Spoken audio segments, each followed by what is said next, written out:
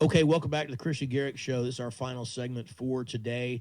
I'm Drew Robinson, standing in for Kristian. He'll be back tomorrow, and hopefully I'll be back on Friday to talk with Kristian, which is my usual contributor day is Friday. But live today from the Jefferson Parish Sheriff's Office studio, make a difference in the community. Join the JPSO family.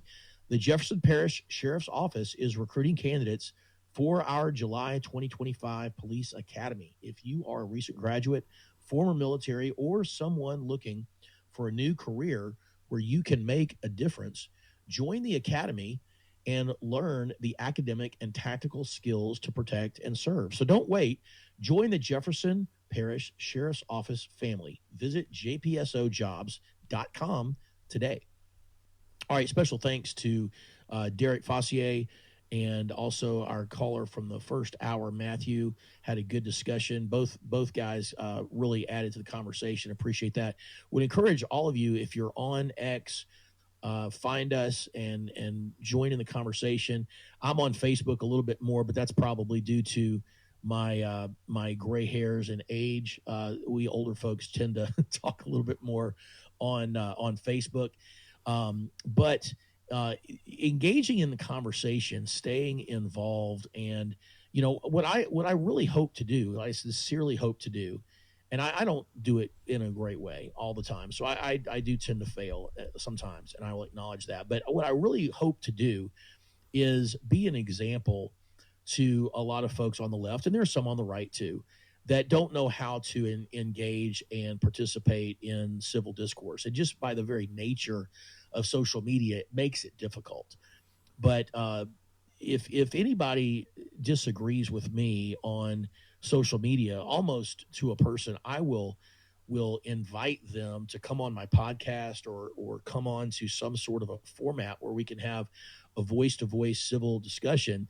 And I have gotten turned down every time. I don't know if that's due to my incredibly intimidating personality, or maybe I'm just somebody that they don't like, or maybe they just are unwilling to engage in any sort of debate. But I don't think that I'm the most knowledgeable guy, and I tend to don't have any problem asking questions. I mean, if there's something I don't really know what I'm talking about, I'm not going to just go on and pontificate about stuff that I don't really know what I'm talking about. I'm at least going to have a little bit of backing with some sort of research or some sort of thing that I've heard. And I spend time every day just because I'm interested. I think I would do it even if I didn't have a platform. I think I would still pay attention to a lot of this stuff because I do find it to be very interesting. But we were talking a little bit with Derek in the last segment about globalism and about some of the concerns worldwide. And there is some progress being made, but the United States really is the beacon of light in terms of a superpower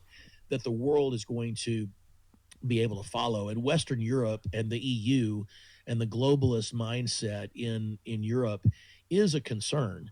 And one of the concerns, I think, and I've actually talked to some people. Nashville has an incredible amount of visitors from all over the world, and I've actually talked to visitors from the UK on multiple occasions.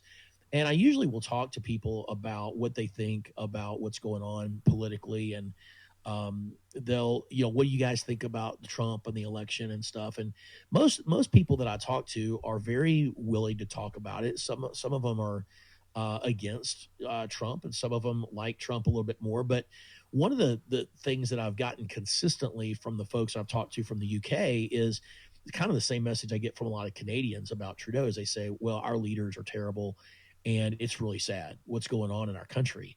We're losing our country. And I don't get a sense of, purpose or hope as much as I just get a sense of, well, we're just kind of screwed. This is really going downhill in a hurry, and it's just really sad.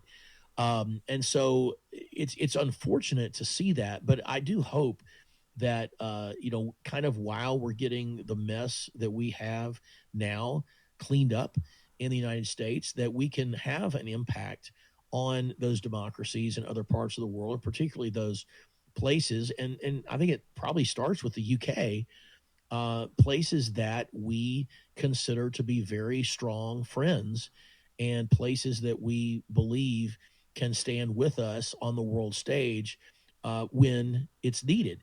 But I think the biggest confidence that I have in Donald Trump as it relates to international policy is I think that I have a tremendous amount of confidence that this guy understands negotiations. I think he understands leverage, and I think he understands finances and resources. I think the guy understands assets and what can be used to leverage against someone else in order to win a negotiation. And he's got people in place that understand that as well and understand him as well. And I think Rubio and JD Vance are stepping up and doing a really good job of what we need in those roles right now. There's a movie I mentioned in the beginning of the show today. I do movie reviews. There's a movie that is from 2018, I believe, maybe 2017. It's a pretty interesting movie. The name of the movie is Sorry to Bother You, and it's set in I don't know if it's a futuristic, but it's set in sort of an alternate reality of Oakland, California. And there's a lot of racial stuff in the movie that is sort of entertaining and kind of thought provoking. But there's a main character who's a black man, and he works at a telemarketer's office.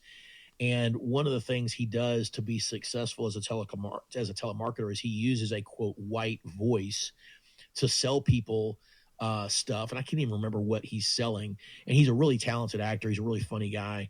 But one of the things that this corporation that he works for does, it's this huge mega corporation, is they have these communities. And it kind of reminded me of these things. There's a thing called the Line in Saudi Arabia that's being built for 1.5 million people to live.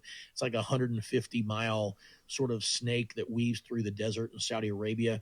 But it's a self-contained community where people don't have any cars. There are no roads. You just live in apartments. Everything's basically by rail and by pedestrian traffic. And they're built so that people just never leave. And the idea of these communities seems kind of cool when you think about the construction of it and the practicality of the way everything works. If it were a city that people were transient, where they came in and out, but it's designed for people to never leave. And there's this place that the corporation has in this movie, which is Sorry to Bother You, that people choose to live in. They choose to live there because they don't have to make any decisions about groceries or budget. They work there, they sleep there, they live there, and they make zero decisions. So they have zero responsibility and zero freedom. And it's a scary concept because I think there's a part of our human nature, and I think it's part of our sinful human nature, that is really subject to giving into low levels of responsibility and giving up our freedoms. Reagan said we're always one generation away from throwing away our freedom and our democracy. So it's a scary thing to think about. But hey, thank you, Kristian, for giving me today to step in for you. Look forward to having you back tomorrow. And I'll see you guys back on his show on Friday. Thanks for being with us on the Kristian Garic Show. Have a good rest of your day.